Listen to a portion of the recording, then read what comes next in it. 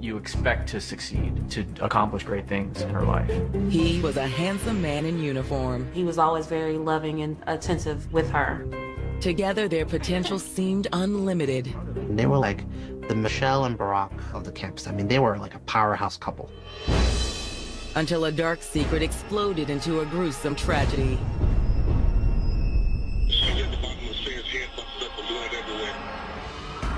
The quest for justice would unearth a twisted tale of deception, betrayal, and sexual intrigue. As the plot thickened, so did the lies. You know I can do anything. You need to tell the truth. You talk about a soap opera. You talk about a made-for-TV movie. This story had all of that. And I'm supposed to, for something I didn't do? You gonna kill me too? There's no logic involved in it. Logic takes a back seat to jealousy and revenge.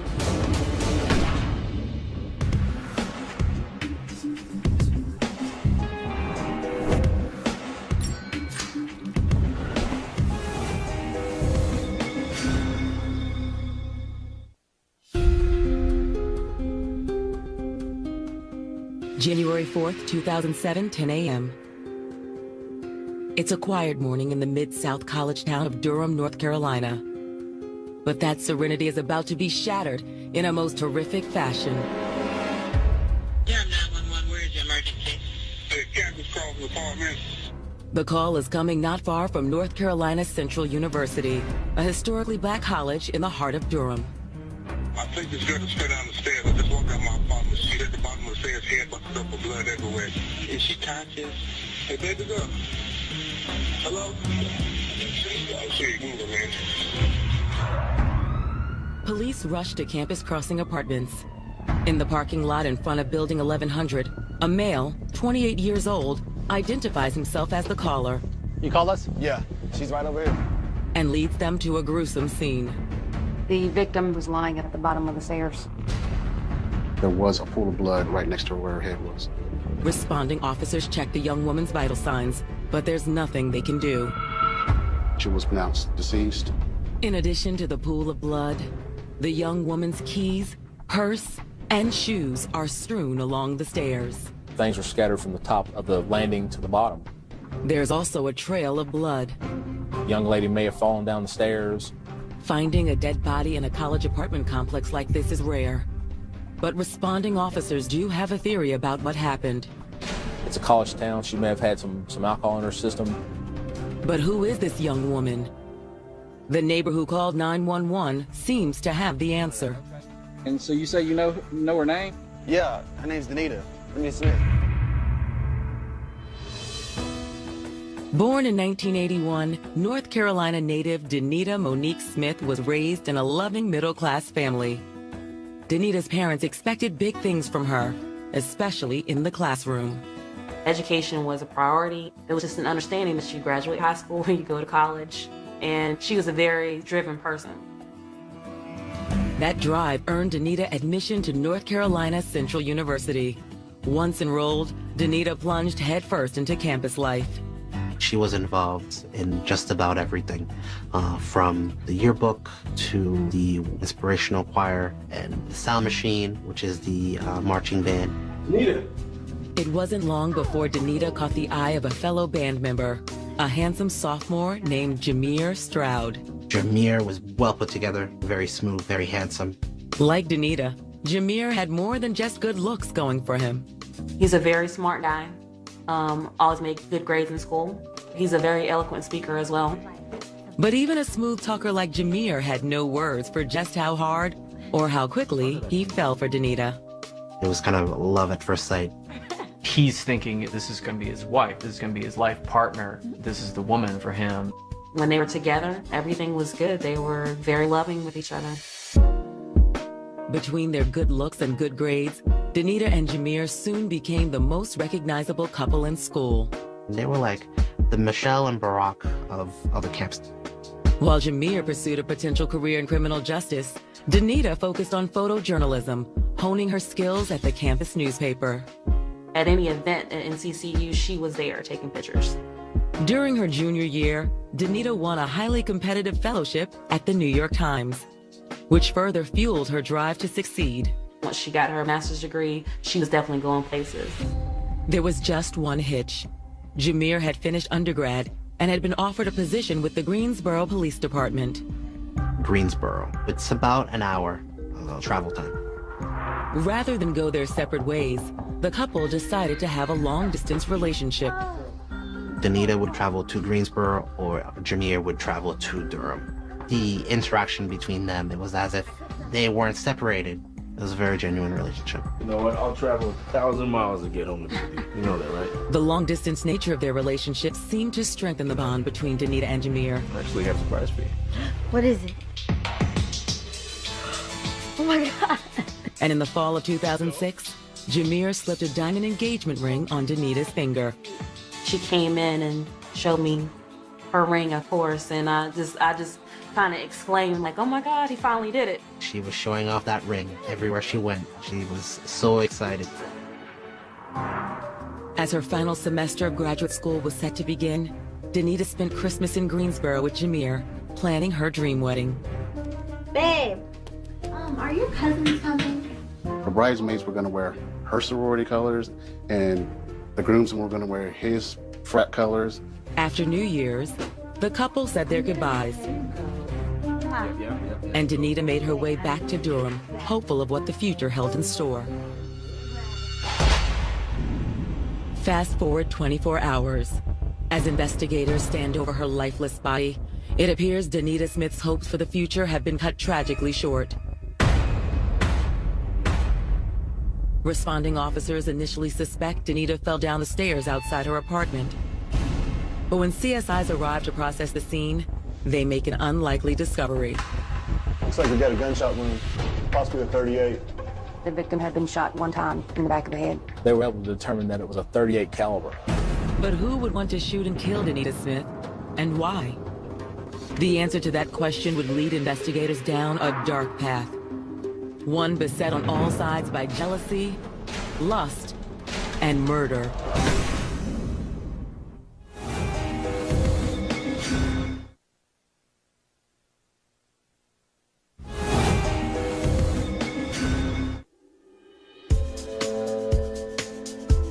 A budding journalism career, a handsome fiancé. Beautiful and talented graduate student Danita Smith is on the verge of having it all. But on January 4th, 2007, that bright future is snuffed out when Danita's body is found in a pool of blood at the base of an apartment staircase. A single bullet wound to the back of her head.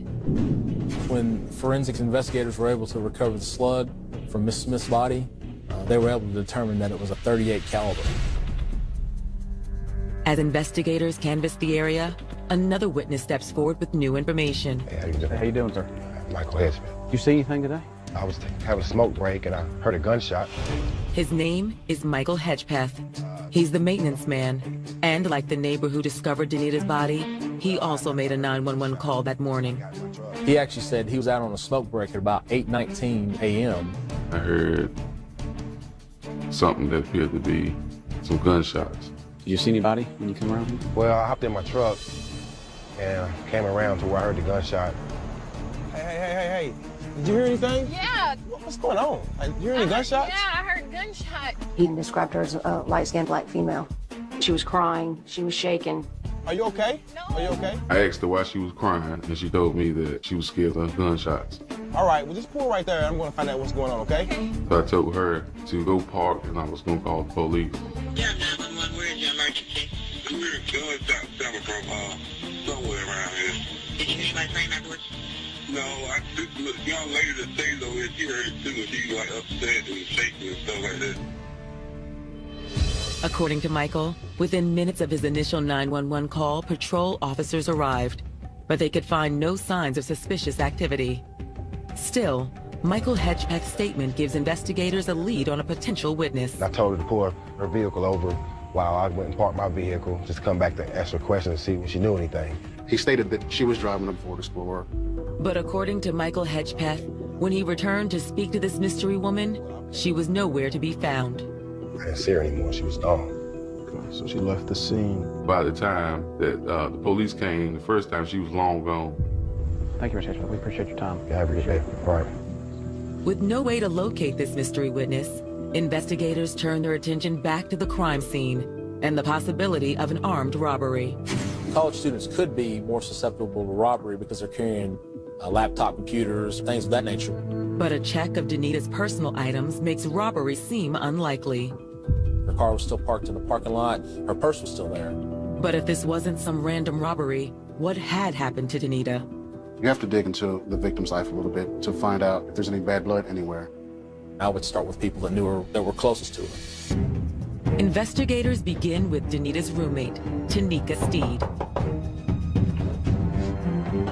Good morning, ma'am. Good morning. What's your name, please? Tanika Steed. Tanika being the roommate, she has the closest access to Danita. Have you heard anything this morning? Earlier this morning, a loud noise woke me up. The roommate indicated that she was sleeping and heard the loud noise. She said she got up and looked out the window, but she didn't see anything. So I just went back to bed. A lot of times, victims actually know who did it to them, so we try to figure out if there is any grudges. Were you and Danita pretty close? The roommate said that she used to be very, very close with Danita, but they drifted apart. Has she had any problems with anybody lately? Anybody mad at her? Maybe a fight with the roommate started upstairs. Danita decided to leave, and the roommate ran down and shot her in the back of the head. Somebody lives in close proximity to you, that could be some kind of motivation for murder. And do you care if we come in and look around a little bit? Oh, sure. Officers enter Danita and Tanika's apartment and begin collecting evidence. We used luminol to test the floor to see if there were any traces of blood, if anyone had cleaned the apartment. They found nothing was damaged, no blood, nothing was out of the ordinary. Nor do investigators find any evidence that would indicate the gun used to shoot Danita came from inside the apartment. When we were looking for any shell cases and searched the stairwell, the room upstairs, we looked all over for this weapon. The lack of blood evidence or murder weapon rules out Tanika as a possible suspect. But a search of the apartment does turn up an intriguing clue. We discovered a pregnancy test in the bathroom trash can. Tanika tells investigators the pregnancy test belongs to Danita. Tanika knew that Danita was engaged. She knew his first name is Jameer, and she knew that he was a police officer in Greensboro, North Carolina. Detectives decide they need to speak with Danita's fiancé. But first, they must deliver the awful news of Danita's murder to her friends and family, who've gotten wind of the shooting and have started to gather at the crime scene. It was shocking. I just said, no, not Danita, not our Danita. That's something that just shook us to the core. Took it a while for it to sink in that she was actually gone, that I couldn't talk to her anymore, that I wouldn't see her anymore. Do you all know of anyone who may have wanted to hurt Danita? No, she's a sweet girl. She had no enemies. I mean, she was a genuinely down-to-earth person, so it was just unthinkable for this to happen. I don't know nobody that would have done that. After speaking with Danita's family, investigators bring a heartbroken Jameer down to the station for a formal interview. Jameer was emotionally crushed by this, totally destroyed. They were a young couple in love, and they both kind of had their lives ahead of them. He was really shocked and upset. Though devastated, Jameer is eager to help and readily answers officers' questions. So, Jameer, can you tell us where you were the morning of the murder? Yeah, the morning of the murder, I was back at home in bed. But Jameer's alibi isn't completely airtight. I was sleeping. I just got off work the night before. I worked 24 hours straight. Jameer told investigators that he was home in bed at the time of the murder. That is problematic because no one can verify that you were actually home asleep. Did you call anybody, talk to anybody? I really don't remember if I called anyone on my way home. You mind if we check your phone records? Jameer complies, and a quick check of his cell phone records confirms he was at home when the murder happened. So detectives shift the focus of their interview. So, my next question, do you know anybody that drives a green Ford Explorer? It hit him, and then he said, "Oh my God." What Jameer says next will leave investigators shell-shocked and forever change what friends think they know about this seemingly perfect couple.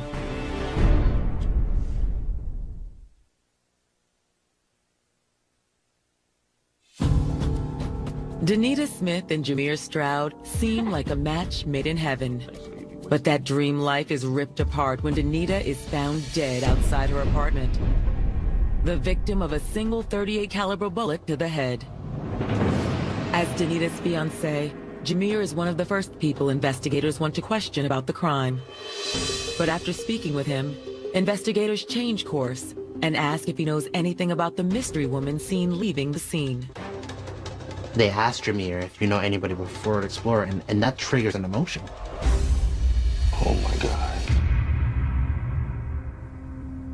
Who is this person, Mr. Straw? Girl by the name of Shannon Crawley. Shannon Crawley was a single mother of two, worked in law enforcement in dispatch in Greensboro Metro 911. Jameer was a rookie police officer, and Shannon was holding a course on radio communications. Shannon started to fall in love with me. That relationship blossomed because they were co-workers, and they could relate to what was happening at work. With the love of his life buried in her books back in Durham, Jameer says it was hard to resist Shannon's charms. If he is a relatively insecure person, then it can be extremely lonely. And sometimes the answer to that loneliness is to find a more convenient relationship or to find more immediate company. So it started out platonic and it turned into what, a sexual relationship? Yeah. He also tells officers that the taboo nature of the affair only heightened its intensity. Danita was the woman that he wanted to be with. He just wanted to have a side little relationship. It was a very sexual relationship. I never heard about a date that they went on or anything that you might associate with romance. But according to Jameer, after a few torrid months, he realized he had to put a stop to the affair. She was going crazy over me, and that's when I knew that I had to end this relationship. And there was no possible way in this world that I was gonna end my relationship with Anita for Shannon. We had his cake and ate it too, but that couldn't go on forever. Danita had such a strong personality. I don't think that she would have stood for any infidelity in her relationship. Jameer tells investigators that when he tried to break things off, Shannon started stalking him. Like when I would go somewhere, I would see her, sitting in a car, and when I would drive away, she would follow me. And the more Jameer tried to push Shannon away, the more intense her fixation on him became. He would hear vehicles driving around, and he would look out and see her vehicle sitting there. A stalker is someone who is obsessed with a person. They might do things that are potentially dangerous and potentially harmful and not care if someone does sustain damage in the process. The situation came to a head weeks before when Jameer brought Danita to church with him on Christmas Eve. It was clear that they were a couple, that Jameer was there with someone that he loved and that was close to him. As the couple took a seat near the front of the chapel, Jameer saw Shannon sitting a few rows back, shooting daggers at Danita. What makes the stalker potentially dangerous is that they still love whoever they're stalking. When that emotion's not reciprocated, then they become angry, jealous, possibly violent. Jameer's statement seems to finger Shannon Crawley as the mystery woman in the Ford Explorer. It also suggests Shannon is willing to stop at nothing, not even murder, to be with Jameer. She's jealous that he's going to be taken off the market by marrying Mrs. Smith, so she has to eliminate the competition to get him back. After speaking with Jameer, investigators make the hour-long drive to Greensboro to question Shannon Crawley. They expect to encounter a woman wild-eyed with jealousy, but Shannon's quite the opposite. Shannon presented herself as a professional, middle-class woman. A very pretty girl. It seems that she had everything going for herself. Shannon gladly answers investigators' questions about her relationship with Jameer, though she describes their breakup in a decidedly different manner. So Shannon, tell me about Jameer. Well, Jameer and I, we were in a relationship for a while, and then we broke up and said we would never speak to each other again. She mentioned the relationship ended. Her and Jameer agreed that they weren't going to speak to each other. Can you tell us where you were the morning of the murder? Shannon said she was at a doctor's appointment for one of her kids. So, do you own a gun, Miss Crawley? No, I've never even fired one. There was nothing in her behavior that would indicate that she was emotionally distraught or had been involved in the crime. Shannon, can we look at your car? Is that all right? Can we search it? That's fine. The initial search of Shannon's car yields zero evidence linking Shannon to the shooting. There was nothing within her vehicle that gave us any answers or tied, anything to the scene. Shannon's boss also confirms that on the morning of the crime, she came in late because her child had a doctor's appointment. And a background check by investigators reveals Shannon has never purchased a firearm. It didn't appear that she was a suspect at all. But if Shannon Crawley has nothing to do with Danita Smith's murder, could the Ford Explorer merely be a coincidence? And what about Jameer's allegations that Shannon was some sort of sex-crazed stalker? No sooner have investigators asked themselves these questions than Shannon drops a bombshell. I got pregnant in January of 2006, but Jameer didn't want to keep the baby. He wanted me to have an abortion. Shannon was pregnant with Jameer's child, and Jameer wanted nothing to do with that relationship. With every new lead, this case is quickly morphing into a story more scintillating than any romance novel. But the fireworks were just beginning. Incredible new evidence would soon come to light. Evidence that would unmask the identity of the woman in the Explorer, as well as that of Danita's killer. He said, I'll make it real simple. Either your children die or you die from your children.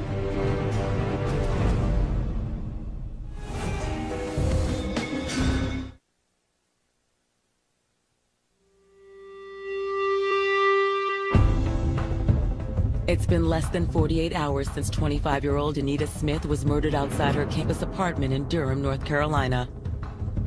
In that short time, investigators have learned that Danita's fiancé, Jameer Stroud, has been having an affair with an attractive dispatcher named Shannon Crawley.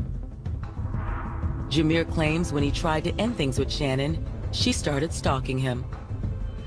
But when investigators question Shannon, she doesn't quite fit the bill of a deranged ex-mistress. And a cursory search of Shannon's vehicle yields no evidence linking her to the crime. Shannon also seems to have a credible alibi. One of my kids had a doctor's appointment. Her interview didn't indicate that she was a suspect because she was very helpful to the investigators. She seemed very cool and collected. But before investigators wrap up their interview, Shannon drops a bombshell. He wanted me to have an abortion. She got pregnant, and in 2006, they had an abortion, and the relationship was over after that. He didn't want to have a baby with her. He broke up a relationship with Miss Crowley over an unwanted pregnancy. Investigators can't help but think back to Danita's apartment and the pregnancy test they found at the scene. That would be one of the motivations for murder. It could be that she's pregnant with somebody's baby. Either the boyfriend doesn't want the baby or she's sleeping with someone else's husband or boyfriend. Was she pregnant or was she not pregnant? Maybe he just didn't want a baby, period. That did raise eyebrows at the time. To investigators, it seems the only one who's been completely honest so far is Shannon Crawley. She was very forthcoming, in which a lot of times honest people are. They've got no reason to lie. But in order to fully eliminate Shannon as a suspect, investigators will need to verify her alibi. They obtain a subpoena for her cell phone records and enlist CSIs to do a more thorough examination of her vehicle. Later that evening, the lab results come back from the forensic test performed on Shannon's SUV. Officers are floored. The gunshot residue test done of her vehicle ended up coming back positive. This would indicate that Miss Crowley or someone that drove this vehicle recently fired a gun immediately before getting into the vehicle. The gunshot residue suggests Shannon's vehicle was used in the commission of the murder, which seems at odds with Shannon's initial statement. She told me she never owned a gun and was scared of them. Investigators decide to interview Shannon's co-workers to see if she might have reached out to one of her fellow officers in an effort to obtain a firearm. It doesn't take long to hit pay dirt. Now, you indicated to us that you had sold Miss Crawley a gun. I did. A co-worker came forward and indicated that he had sold her a handgun. The gun that was purchased was a 38mm caliber weapon, which matched what they thought was a murder weapon. When did you sell her the gun? I don't remember exactly, probably a week and a half, 2 weeks ago. If you're truly innocent of any of this, why lie about any of it? Not a problem. Thank you. you. All right, if I can do anything, let me know. Cell phone records also reveal another inconsistency in Shannon's statement. So Shannon said she was at a doctor's appointment for one of her kids, but her cell phone records showed that she was in Durham that morning. Not only in Durham, but very close to the area where Danita would be found dead. And as Jameer's scorned lover, Shannon certainly had motive to commit the crime. It looks like the motive here was jealous rage. They had a circumstantial case, but a pretty strong one. They did have probable cause. On January 9th, Durham police arrest Shannon Crawley for the murder of Danita Smith. The story is front page news, as are the salacious details of her and Jameer's alleged affair. I just was like, who are you? Like, where did you come from? It took people's breath away. You got this supposedly upstanding, law-abiding law enforcement officer who's two-timing. Now, it doesn't get more scandalous than that. But no sooner is Shannon Crawley arrested than the case takes another, even more shocking turn. News from the coroner's office reveals a curious detail about Danita Smith's fatal gunshot wound. The placement of the gunshot wound would lead an investigator to believe that this was a person that was very skilled with firearms. The precision of the shot that killed Danita Smith was so accurate that any average person couldn't pull that off. As an emergency dispatcher, Shannon never received regular firearms training.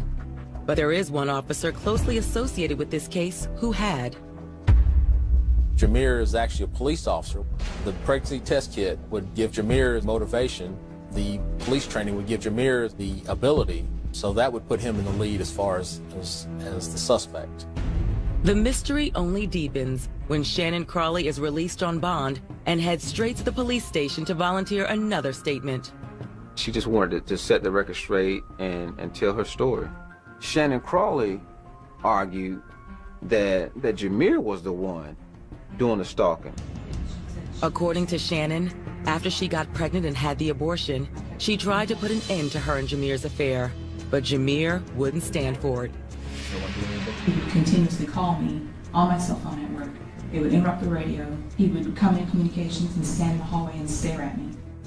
Afraid for her safety, that's when Shannon obtained a firearm from a coworker. I decided then that it may be a good idea to have something to protect myself because he always has his gun with him. And there wouldn't be anything I could do if he tried to hurt me or my children. But Shannon explains to detectives that no sooner had she acquired the gun than she began to fear one of her children might get a hold of it. She went to Four Seasons Mall in Greensboro and threw the gun away. But Shannon tells police on the morning of January 4th, she came to regret that decision. Miss Crowley stated that on the day of the murder, Mr. Stroud kidnapped her at gunpoint and forced her to drive to Durham. And he said, I'll make it real simple. Either your children die or you die for your children. And he knew at that point it wasn't a question. I told him, okay, that was fine. I called into work. I told him that my son had a doctor's appointment and that I would be late. Shannon says she drove Jameer to the Campus Crossing apartment complex. Give me your keys. Give me your keys. Give me your keys. Turn the car off. Give me your keys. Give me your cell phone. For what? What you need my phone for? When they arrived, Jameer took her keys and cell phone and exited the vehicle. Moments later, I heard a gunshot. Jameer then came running back to the vehicle. Open the door. He gets back into the vehicle. He actually climbs across the driver's seat and has to use the steering wheel to climb in the back seat. That's why the gunshot residue was in her vehicle after this murder. What did you do? Brandishing his gun, Jameer forced Shannon to drive. But before they made it out of the parking lot, they were stopped by the maintenance man. What's going on? You hear any gunshots? He asked me if I was all right. I said, shook my head no. He said, did you hear a gunshot? I said, yes. Shannon claimed that she was trying to signal the maintenance man somehow that someone else was in the vehicle. Are you okay? Are you okay? But Shannon says the man never saw Jameer. After the man drove off, Jameer ordered Shannon to take him back to Greensboro. On the way, Shannon asked Jameer if she could call her children. Mommy's on the way home, okay? So that's the reason her phone records show she was in Durham. It's a jaw-dropping story. But detectives want to know why Shannon waited until now to tell them the truth. She explained that the reason why she didn't initially accuse Jameer of having killed Danita was that she was afraid for the safety of her kid.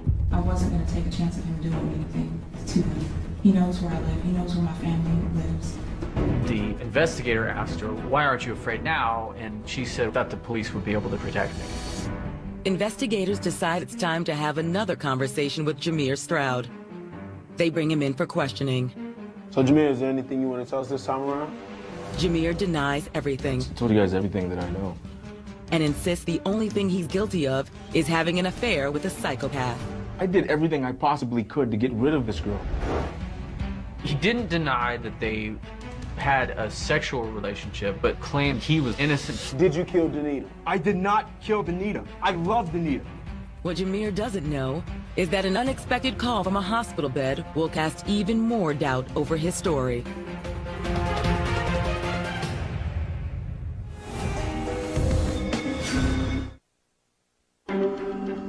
"25-year-old graduate student Danita Smith went to her grave believing she was about to marry the perfect man. But the investigation into her murder has revealed that her fiancé, Officer Jameer Stroud, was cheating on Danita with a police dispatcher named Shannon Crawley. Now, 4 months after being charged with Danita's murder, Shannon has informed police that Jameer is the one who really pulled the trigger. She came to the police with the story that Jameer had actually forced her to drive him to Durham, and that he was the one who went and shot Danita. Although Jameer denies these allegations, those familiar with the case aren't convinced he's telling the truth. You can't rule out that Mr. Stroud could possibly set up the crime scene and frame Miss Crowley. But without an eyewitness to corroborate Shannon's story, prosecutors have no choice but to press forward with the case against her. As for Shannon, she claims that since she's been out on bail, Jameer has continued to torment her. In fact, Shannon is so frightened of Jameer, she petitions the court to let her move to Charlotte to live with her parents while she awaits trial. The court approves Shannon's request. But on June 20th, 2008, officers get a call from a hospital bed in Charlotte. It's Shannon, claiming that she's been violently attacked. Shannon had made allegations that Jameer had come to her home in Charlotte and abducted her and raped her. If Shannon's allegations are true, then it stands to reason that Jameer was the real stalker, not her. And it was he, not Shannon, who killed Danita.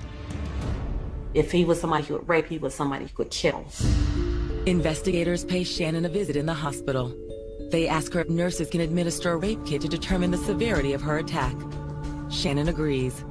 The results are shocking. A rape kit was performed on her to see if there's any DNA or any proof to a rape, and the test kit came back negative. Not sure what was playing in her mind. I have no idea why Shannon would say that Jameer raped her. Maybe to put blame on Jameer for the murder of Danita.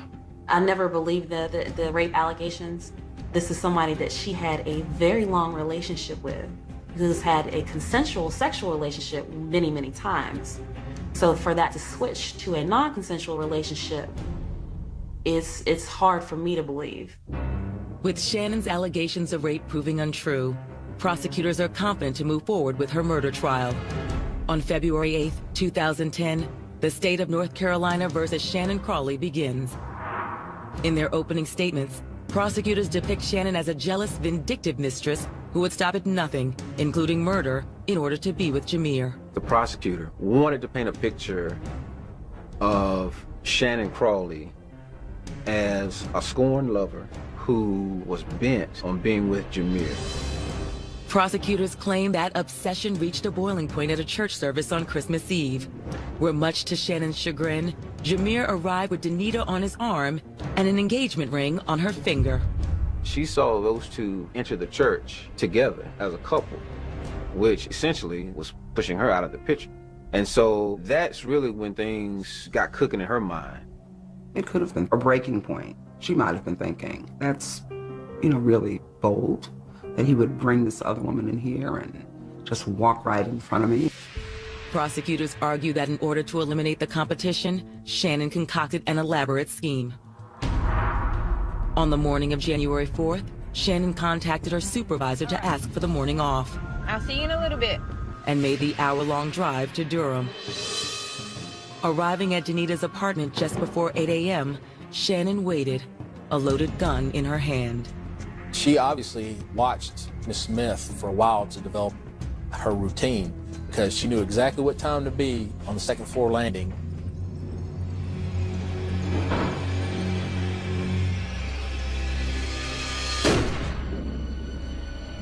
One gunshot, Danita falls down the stairs. After laying out their theory of how the crime unfolded, the state introduces the evidence they've collected against Shannon. She had the gunshot residue on her and her vehicle. She had purchased a .38 from a co-worker. She was seen leaving the scene of the crime. Prosecutors also assert that in order to deflect investigators' suspicions, Shannon concocted the story of Jameer as a cold-blooded killer, stalker, and rapist. To support that claim, they call an unlikely witness to the stand, Jameer Stroud. Jameer admitted that, yes, he cheated on Danita Smith. Jameer was sorry that he did that. He really loved and wanted to marry Danita Smith. The truth he was telling was very ugly. Prosecutors asked Jameer point blank, did he have anything to do with the murder of Danita? His answer is an unequivocal no. His cell phone record showed him in Greensboro when this crime was supposed to have happened. He would have had to driven back and forth at like 120 miles an hour. Jameer's testimony is compelling, but the defense counters by calling their own star witness, Shannon Crawley. On the stand, Shannon sticks to her original story, that Jameer kidnapped her at gunpoint and forced her to participate in Danita's murder. Shannon looked very calm and collected. She didn't cry, she didn't ramble, she spoke very clearly and very directly. Shannon didn't seem thrown off by any questions. She seemed like she was confident in her account of what had happened. That's when prosecutors introduce a surprise piece of evidence. One so shocking the jury would have to hear it to believe it. You need to tell the truth. I ain't going to jail. And I'm supposed to decide and do?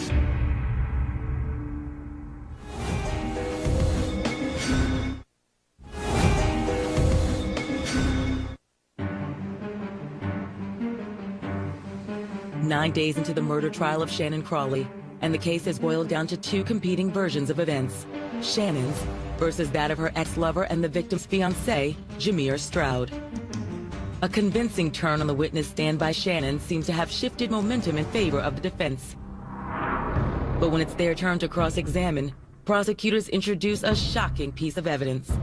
It was basically phone conversation between Shannon and Jameer, trying to get Jameer to confess that he had indeed had shot Danita. You need to tell the truth. I ain't going to jail. And I'm supposed to decide and do? It was strange that the prosecution was the one who introduced tapes where allegedly someone other than the defendant is confessing to the crime. But prosecutors ask the jury to take a closer listen. You gonna kill me too? The guy on the other end of this supposed phone conversation had this high-pitched voice that was like Michael Jackson.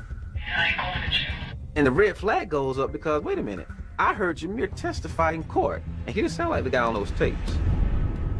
No one would believe this tape. You know, this doesn't sound like Jameer Stroud. We heard him on the stand. Prosecutors argue the tapes are further evidence that Shannon Crawley murdered Danita Smith, and then tried to frame Jameer for the crime. It was hard for me to imagine the jury not convicting her after hearing those tapes.